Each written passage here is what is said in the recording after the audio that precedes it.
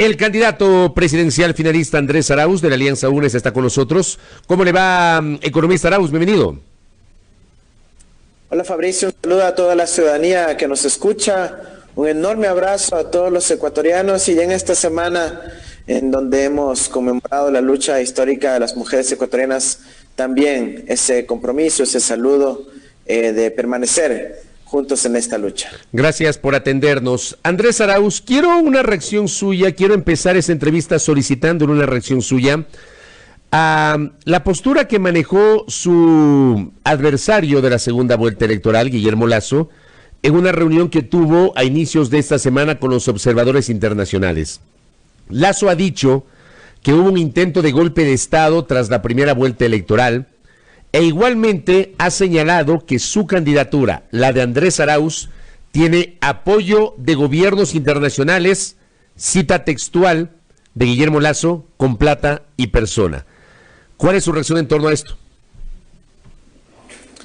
Mira, a mí me parece que es parte de la campaña sucia que viene haciendo Guillermo Lasso y que está desplegada a lo largo y ancho del país. Afortunadamente, los ciudadanos ya no se creen esas campañas sucias que está hasta con vallas financiadas por el Banco de Guayaquil. Lo que realmente decepciona, ¿no? Cómo se usan los dineros de los depositantes del Banco de Guayaquil para financiar una campaña.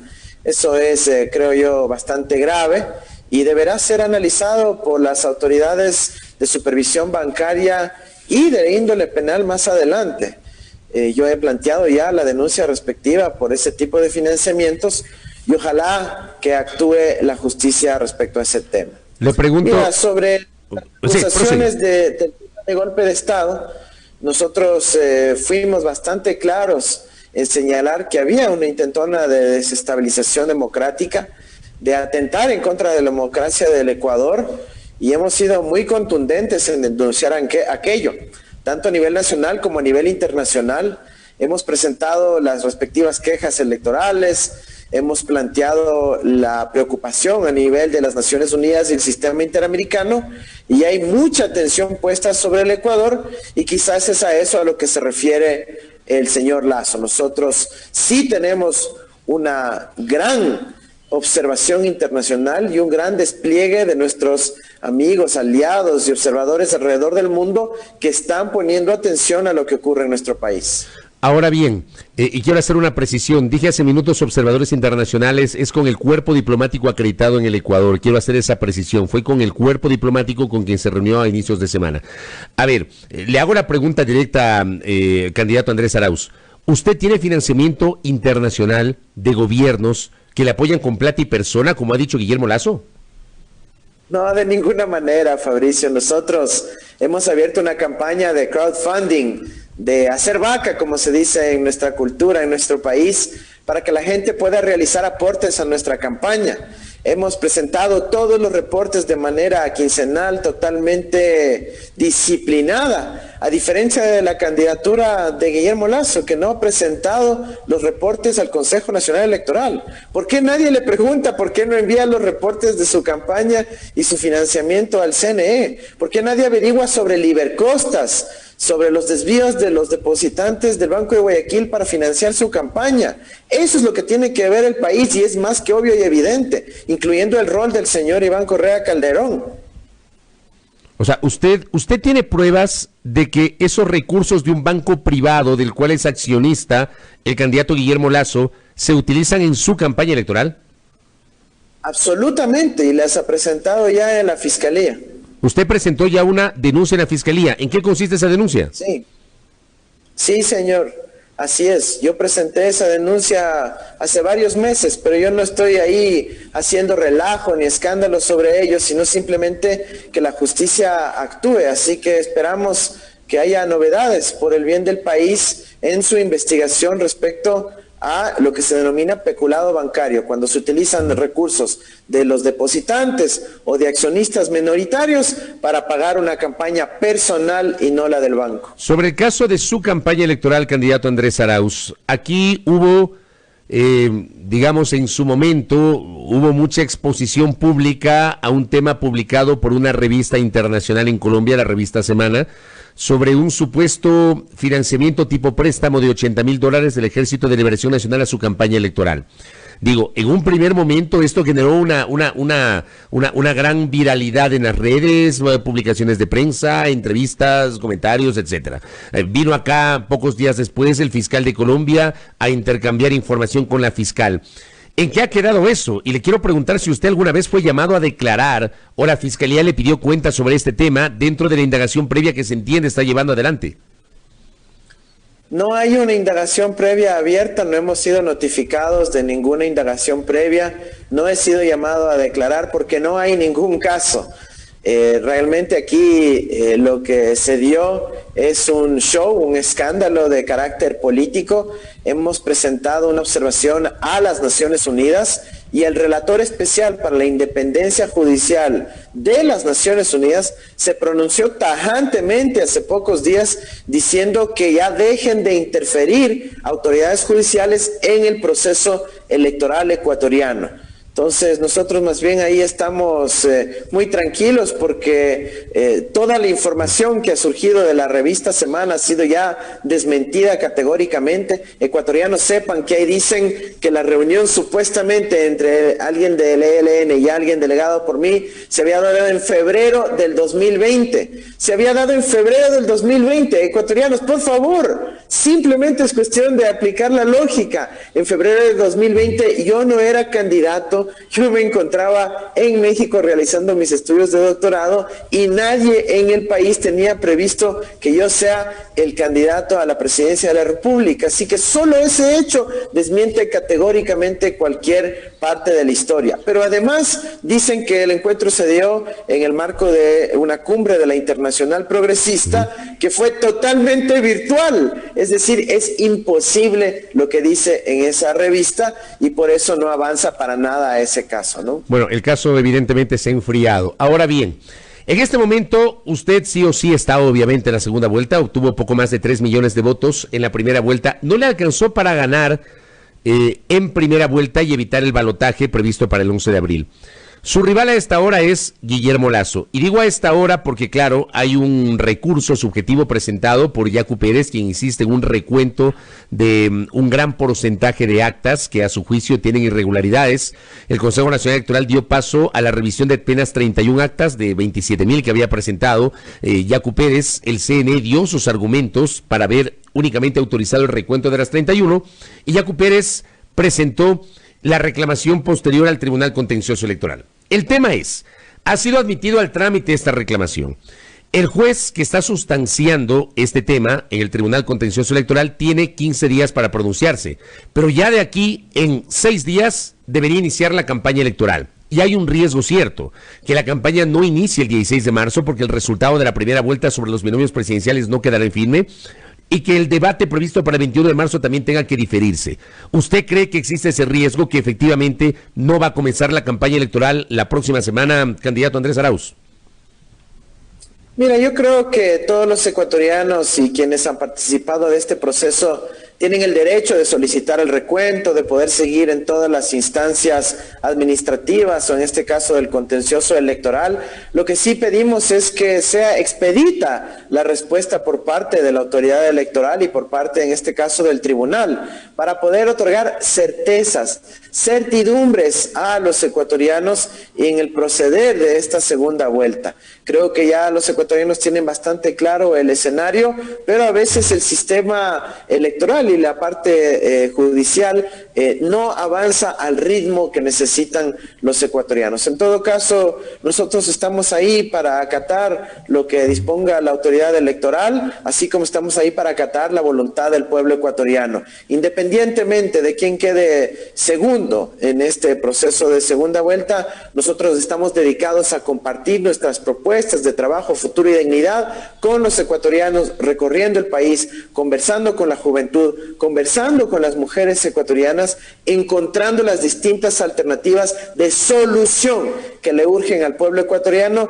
y no enfrascarnos en peleas o en dimes y diretes como quizás aspiran algunos otros candidatos. ¿Usted no tendría problema entonces en que eventualmente se reduzca el tiempo de la campaña, que de hecho ya es corto, entre el 16 de marzo y el 8 de abril? Estamos hablando de menos de un mes, 3 semanas más o menos. ¿No tendría problema en que se reduzca ese tiempo tomando en cuenta que los resultados no están en firme y veo poco probable que hasta el martes de la próxima semana queden en firme?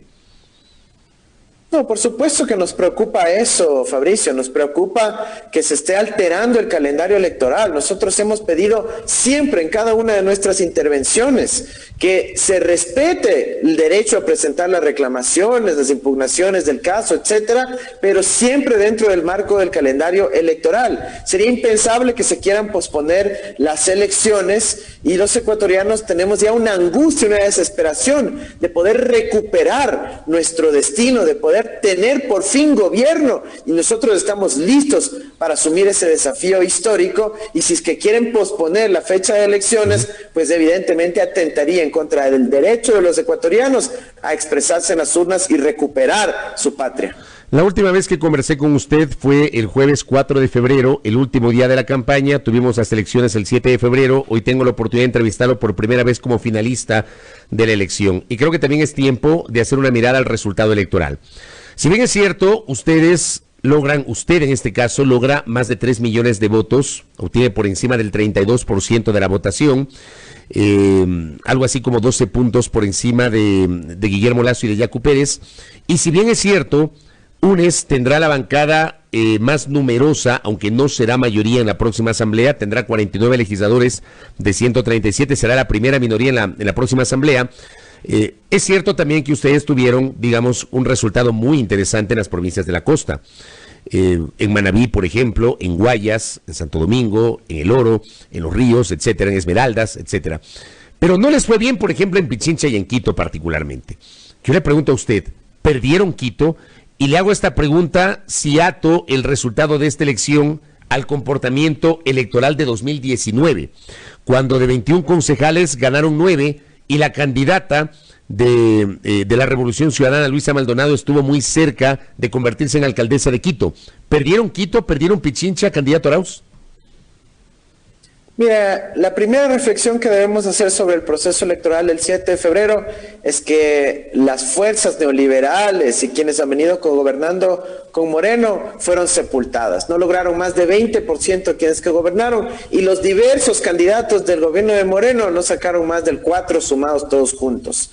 Esa es la primera lección. La segunda es que la gran mayoría de ecuatorianos, cerca del 70%, optaron por opciones del centro hacia la izquierda, del progresismo, de la unidad plurinacional y de la socialdemocracia. Y ese resultado es una gran guía para lo que necesita nuestro país en esta fase de recuperación de la pandemia, de solución de las crisis. Esta misma lógica se replica en la ciudad de Quito. Hubo distritos donde nosotros sí ganamos, pero ahora tenemos el gran reto, Fabricio, de poder llegar quizás a algunos sectores donde no pudimos llegar con toda la contundencia en la primera vuelta, especialmente la juventud quiteña. Nosotros estamos dedicados a poder construir lazos de confianza, vínculos, relaciones, demostrar que nosotros tenemos un compromiso con los jóvenes en el ámbito del trabajo, con nuestra iniciativa de trabajo joven, en el ámbito del futuro, con el Internet como derecho humano y la educación de altísima calidad, y en la dignidad de nuestros pueblos, con relación a la salud, a la seguridad, y en recuperar la confianza en el autoestima de que los ecuatorianos tenemos que ser orgullosos de serlo y que podemos, sí, recuperar nuestros sueños y recuperar nuestra patria. Así que estamos dedicados a construir acá esta victoria también en la ciudad de Quito, y lo vamos a lograr el 11 de abril. Ahora, está claro que ustedes ganaron en toda la costa, pero no ganaron en la sierra, no ganaron en la región amazónica y no ganaron en la región insular. ¿Qué lectura le da usted a ese resultado, al hecho de que, digamos, habiendo obtenido más de 3 millones de votos, terminan ganando solamente en una región y no logran, obviamente, ganar en las otras 3 regiones del país, candidato Andrés Arauz? Fabricio, los resultados de la fuerza progresista de la Unión por la Esperanza son bastante buenos a nivel nacional. Dicen, no ganamos porque no sacamos la mayor votación que el resto, pero tuvimos una votación consistente en todo el Ecuador. Somos un proyecto nacional, a diferencia de otras iniciativas o movimientos políticos que solo están afincados en ciertos territorios, en ciertos cantones, en ciertas provincias. Nosotros tenemos una presencia nacional abultada, con asambleístas en casi todas las provincias del Ecuador. Sí ganamos en Imbabura, una provincia de la Sierra, y estuvimos a punto de ganar en Sucumbíos, la provincia más poblada de la Amazonía. Así que los resultados quizás un poquito están ahí sesgados por el coloreo del mapa, pero realmente tenemos una presencia nacional. Y sin embargo, nosotros queremos fortalecer eso, y las expectativas que tenemos para esta segunda vuelta son positivas. Sí vamos a poder ampliar nuestra votación de forma significativa y vamos a ganar en todas las regiones del país. Ahora, lo que es importante, Fabricio, es superar estas lógicas de regionalismo, de división de los ecuatorianos. Nosotros proponemos unidad nacional, unidad de todo nuestro país, en donde no se quiera catalogar a las personas por de qué región provienen o de qué región vienen, sino por su convicción y compromiso de servir a la patria. Y en ese sentido tenemos la responsabilidad histórica en la Asamblea y luego de nuestra victoria el 11 de abril en el Ejecutivo de poder construir este gran proyecto de unidad, no sobre la base del odio y las viejas rencillas, sino sobre la base de los retos que tenemos los ecuatorianos de superar la crisis sanitaria y la crisis económica. Candidato Andrés Arauz, uno de los señalamientos recurrentes que tiene usted y su propuesta de campaña en caso de llegar a la presidencia de la República es la relación del Ejecutivo con el Banco Central del Ecuador y el uso de los recursos del Banco Central del Ecuador. Esto ha generado una gran discusión y está claro que aquí hay un segmento de la opinión pública, particularmente economistas y líderes de opinión, que cuestionan la posibilidad de que se tomen recursos del Banco Central del Ecuador para, por ejemplo, financiar el proyecto estrella que usted había anunciado en la primera vuelta, que es entregar $1,000 a 1 millón de familias ecuatorianas en el primer tramo de su administración gubernamental. ¿Qué explicación le da usted a este tema? O sea, con qué argumento usted podría disponer la utilización de esos recursos del Banco Central? Fabricio, nosotros hemos sido consistentes y coherentes en nuestra explicación.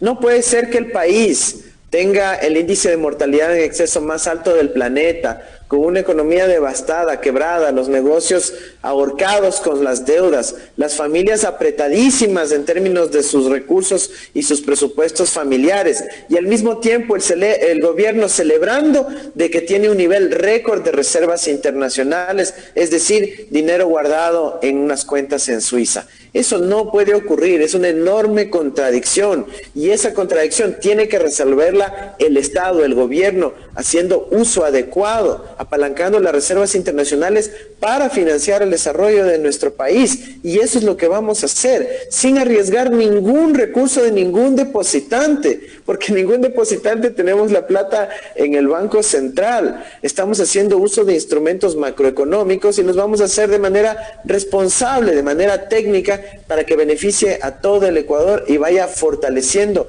el propio sistema financiero nacional. Así que no hay que creer la campaña sucia que plantean los banqueros y la ley que vienen insistiendo ellos, que es para tomar control sobre la Junta de Regulación, sobre el directorio del Banco Central, e impedir que se bajen tasas de interés, impedir que se reestructuren las deudas de forma obligatoria, impedir que se eliminen esas absurdas comisiones que le cobran al ciudadano cuando se acerca al cajero automático e imprime un recibo y le cobran 35 centavos. Eso es lo que nosotros buscamos eliminar, ese manejo irresponsable que han tenido los banqueros, que han cooptado un gobierno y que han gobernado para ellos mismos. Es por eso que se oponen, que tratan de armar toda una narrativa, un cuento, una amenaza a la democratización del Banco Central como corresponde de acuerdo a nuestra Constitución. Ese dinero que está usted dicho en un banco en Suiza, ¿ese dinero de quién es?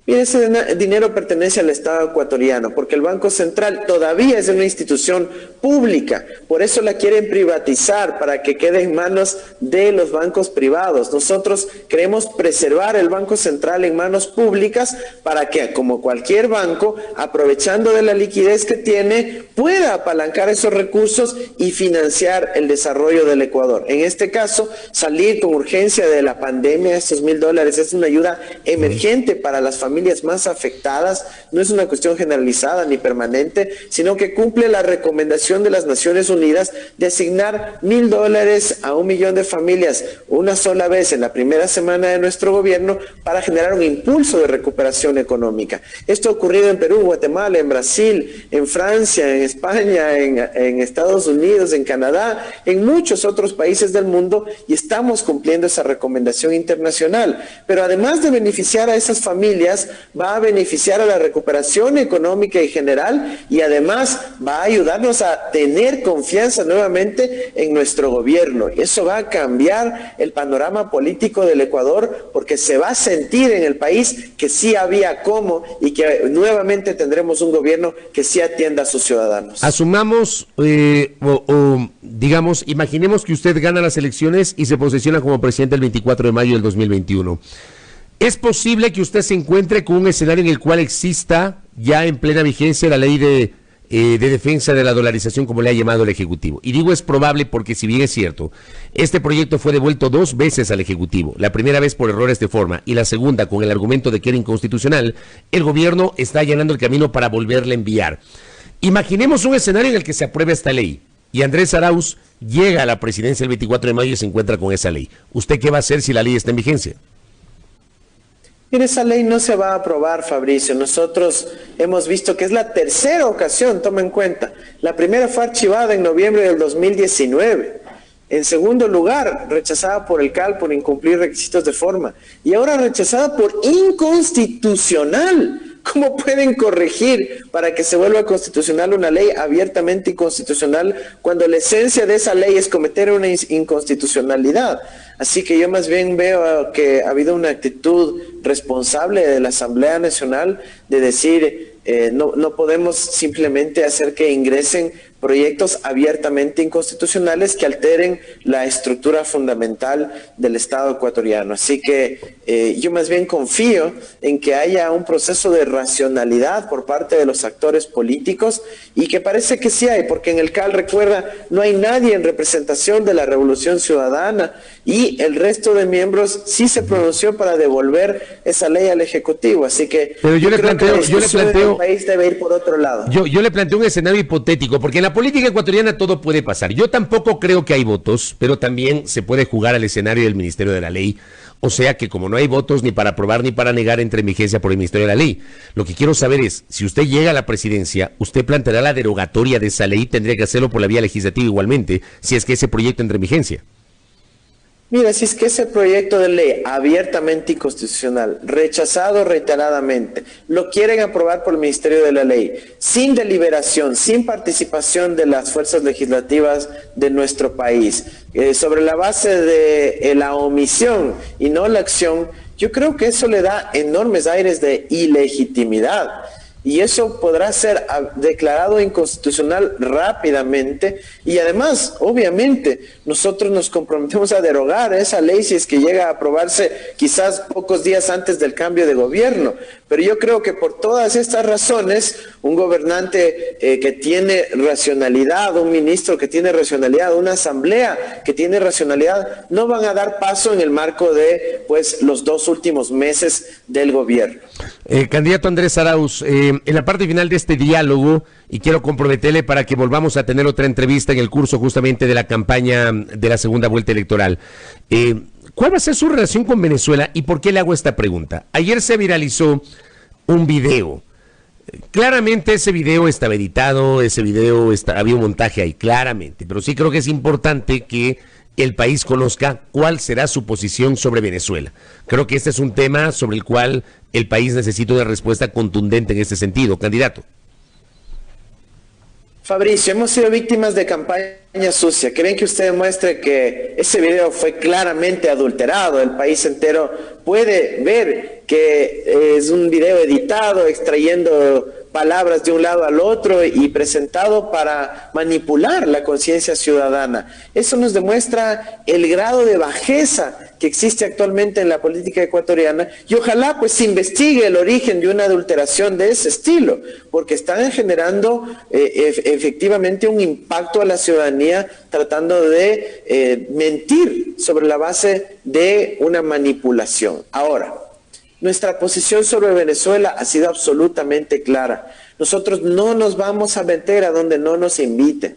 Nosotros respetamos el principio de autodeterminación de los pueblos. Nosotros buscamos el desarrollo del Ecuador y de los ecuatorianos. No me interesa lo que esté ocurriendo en otras partes del mundo con relación a sus procesos internos. Nosotros vamos a dedicarnos al Ecuador. Esa es nuestra prioridad, a eso nos vamos a dedicar y lo vamos a hacer muy bien y de forma rápida a partir del 24 de mayo. Pero usted reconstituirá la relación diplomática con Venezuela, porque acuérdense que el gobierno ecuatoriano reconoció a Guaidó y no a Maduro como presidente. Mira, el gobierno ecuatoriano ahorita ya tiene relaciones diplomáticas y consulares con el gobierno venezolano, porque esa es la vida real. Tienen que intercambiar documentos, hacer apostillas, hacer procesos de notarización. Los consulados están trabajando activamente y regularmente, al punto que el proceso electoral en Venezuela, en donde los ecuatorianos migrantes que viven allá votaron en el consulado del Ecuador de forma normal. Así que yo creo que eso es un hecho evidente y obvio y ni siquiera merece una interpretación o un análisis más allá de aquel. Correcto. Andrés Arauz, le quiero agradecer y nuevamente comprometer para que nos vuelva a atender y seguir profundizando en los temas de la campaña de la segunda vuelta. Muy amable, que tenga un buen día. Gracias, Fabricio. Un mensaje a la ciudadanía y es que estemos velando para que esta campaña se siga desarrollando en los términos justos de igualdad, de libertad y de sobre todo respeto a la verdad. Aquí nosotros queremos plantear propuestas, soluciones mediante el diálogo franco, honesto y verdadero y no con campaña sucia. Y los ecuatorianos ya estamos hartos del odio, de la manipulación. Queremos ahora una verdadera justicia y un verdadero proceso de construcción de soluciones para toda la ciudadanía. Muchas gracias, Fabricio. Muy amable. Andrés Arauz, candidato presidencial por la Alianza UNES.